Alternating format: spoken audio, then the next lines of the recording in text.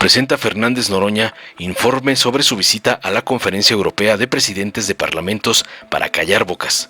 El senador Gerardo Fernández Noroña, presidente de la Mesa Directiva del Senado de la República, presentó un informe sobre su participación en la Conferencia Europea de Presidentes de Parlamentos celebrada en Estrasburgo, Francia.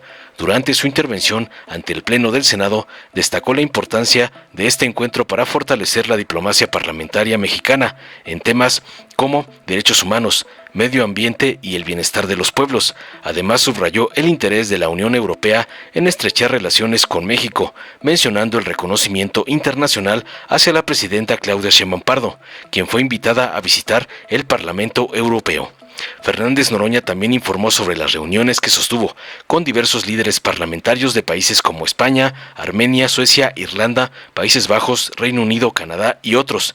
En particular destacó la propuesta de Greg Fergus, presidente de la Cámara de los Comunes de Canadá, para un encuentro interparlamentario que aborde las dificultades derivadas de las políticas del gobierno de Estados Unidos. Finalmente, reafirmó su compromiso de representar al Senado con seriedad, honestidad y amor al pueblo, mostrando apertura a cualquier cuestionamiento sobre su labor. Concluyó contundente para callar a la narcooposición y los chayoteros que lo atacaron por este viaje. Veamos enseguida cómo Noroña da cátedra con el informe de su participación en la Conferencia Europea de Presidentes de Parlamentos, ante el ardor del MacPrian, los chayoteros y el narcoampón Claudio X. Muchas gracias. Senadora Presidenta, pido una moción de ilustración. Me sea otorgada. ¿En qué sentido? Es un video que ha solicitado, se ha presentado aquí como moción de ilustración que se ajusta al tiempo que el reglamento establece. Adelante, se concede, senador presidente. Muchas gracias a la presidencia. Muy buenas tardes, señoras y señores. Es para mí un honor dirigirme a esta asamblea. Si pudieran subirle el volumen. He oído toda la mañana sobre la democracia y en México se vive un momento de democracia excepcional, con un nivel de politización muy importante de nuestro pueblo. La última elección, por primera vez en 200 años de República Federal, una mujer ha llegado a la presidencia, la compañera presidenta Claudia Sheinbaum Pardo, con casi el 60% de los votos. Obtuvimos 2/3 de la Cámara de Diputados, ganamos el 93% de los senadores de mayoría y acabamos construyendo la mayoría calificada, que ha generado importantes reformas en beneficio de nuestro pueblo. Digo, sin exagerar, una de las reformas constitucionales que hicimos nos parece que está abriendo un camino diferente para la humanidad desde México, porque por primera vez en la historia de los pueblos del mundo se va a elegir por el voto universal, secreto y directo a las personas integrantes del Poder Judicial. Poder Judicial en México y en no pocos países representa un bastión del conservadurismo que ha atacado a gobiernos democráticos que sirven a sus países y se busca descarrilarlos a través de este poder y de la utilización de los medios de comunicación. El 1 de junio, reitero, por primera vez se elegirá por el voto universal, secreto y directo. Tenemos paridad plena en las cámaras, tanto federales como de las 32 entidades del país, y el único poder que no tenía paridad era el Poder Judicial. Tendrá a partir de la elección del 1 de junio paridad plena. Vivimos un momento difícil también porque la relación con el gobierno de Estados Unidos nunca ha sido fácil. Y en este momento que contamos con un tratado de libre comercio de Canadá, Estados Unidos y México, se plantea modificarlo y generar aranceles hacia las mercaderías de México. No debería ser así, 90% de nuestro comercio está vinculado a Estados Unidos, estos no deberían tener aranceles. Creo que el 2 de abril se dará una definición sobre el particular y la definición tendría que ser que continúa nuestro país sin aranceles. No solo México está atento a lo que suceda, sino el propio mundo en general, por la posibilidad de cambiar las reglas del intercambio comercial como hay en este momento. Yo quiero plantear también en esta asamblea mi preocupación. Me parece inconcebible que en pleno siglo XXI siga existiendo el racismo, que siga pensándose que por su color de piel se es superior, y me parece todavía más grave que se lleve una política pública planteando con el tema de la migración posiciones racistas, posiciones clasistas y llevándolas a políticas públicas que no solo atentan contra derechos humanos fundamentales, sino que ponen en riesgo la colaboración entre diversos países. Es el caso de México con Estados Unidos, que tiene una población, se habla de diferentes millones, 30 millones, 40 millones de mexicanos que con su trabajo y esfuerzo contribuyen a la riqueza del vecino país, que no fueron a robar, que no fueron a generar conductas antisociales, sino que pagan impuestos todos los días y con su trabajo y esfuerzo contribuyen a la riqueza del vecino país. Sin embargo, se les plantea una persecución y no se hace lo mismo con los grupos de narcotráfico que en el propio territorio estadounidense distribuyen droga y que no son desmantelados. Nosotros creemos que en esos temas hay una posición hipócrita que debería revisarse y que debería plantearse una relación de respeto entre los países. Nosotros somos unos defensores firmes de la independencia y la soberanía de nuestra patria,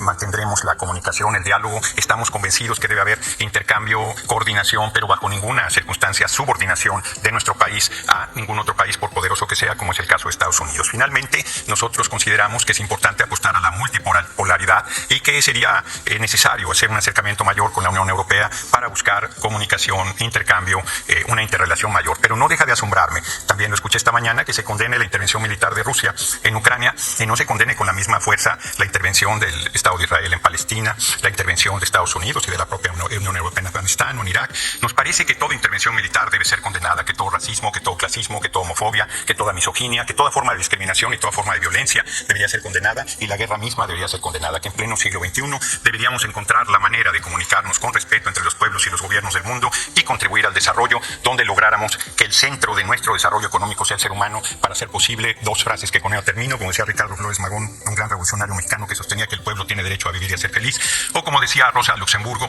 por una sociedad donde seamos socialmente iguales, humanamente diferentes y completamente libres. Agradezco su atención y deseo larga vida a los pueblos de Europa, larga vida al Consejo Europeo, pero sobre todo larga vida a las relaciones sin racismo, sin clasismo y de respeto entre los pueblos y entre las naciones. Muchas gracias por su atención. Concedida, senador, su solicitud. Continúe, por favor.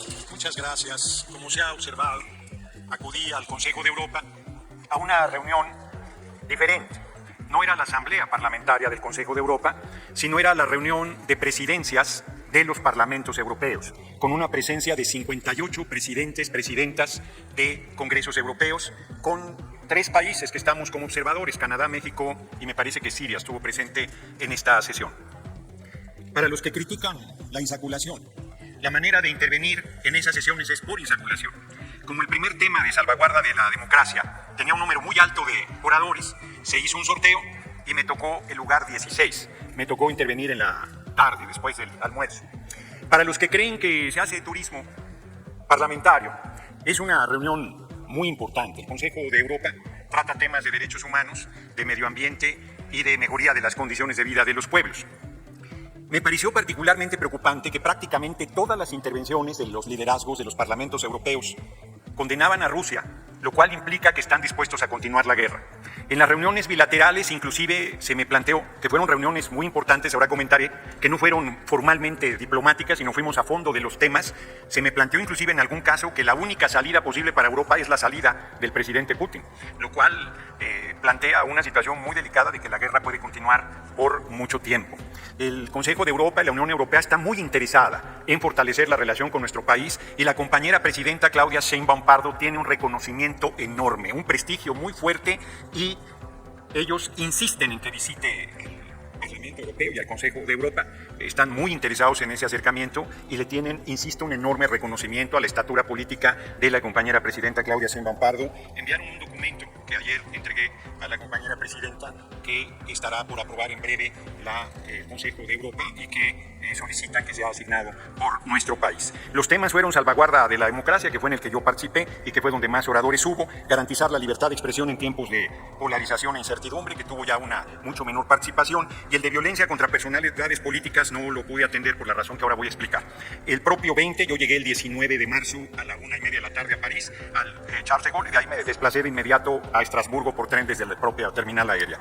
El día 20 fue que tuve esta intervención y tuve reuniones bilaterales con la diputada Esther Gil de Rebolledo Las Fortes, vicepresidenta del Congreso de Diputados de España, con la senadora Laura Castellfont de Esquerra Republicana de Cataluña, y reuniones bilaterales muy formales y de fondo con el vicepresidente del Parlamento sueco, Kenneth Forslund, con Allen Simonian, presidente de la Asamblea Nacional de Armenia, y terminamos la jornada en una reunión muy importante con el presidente de la Cámara de los Comunes de Canadá, Greg Fergus, que insistió en que haya un encuentro interparlamentario entre congresistas mexicanos y mexicanas y congresistas canadienses para enfrentar la dificultad que se ha venido dando con el cambio de políticas que el gobierno del presidente Donald Trump ha venido planteando, y que el 2 de abril tendrá una definición fundamental. Termino este informe, que además les daré por escrito en su momento. El día 21, viernes 21, me reuní con el presidente de la Asamblea Parlamentaria del Consejo de Europa, Theodoros Rossopoulos, una muy importante reunión con un intercambio de fondo sobre temas de interés mutuo, con Verona Murphy, presidenta de la Asamblea de Irlanda, que además presidía la Asamblea cuando yo hice uso de la palabra, con Jan Antoine Bruijn, presidente del Senado de los Países Bajos, y así no se pronuncia, perdonarán mi holandés, con la secretaria general de la Asamblea Parlamentaria del Consejo de Europa, dificilísimo su apellido, de Espina, denme por bueno la pronunciación, Chaici-Basilou, y con el vicepresidente de la Cámara de los Lores del Reino Unido, Lord John Gardiner of Kimball. Finalmente me reuní con el presidente del Parlamento Europeo, el diputado Martin Hopsik. No fue posible la reunión con la presidenta porque habría que desplazarse a Bruselas y los tiempos no daban. Cierro. Como pueden ver, me reuní con el presidente y secretaria general del Consejo de Europa, con el vicepresidente del Parlamento Europeo y con importantes parlamentarios para fortalecer el acercamiento de nuestro país y de la diplomacia parlamentaria mexicana en este importante espacio.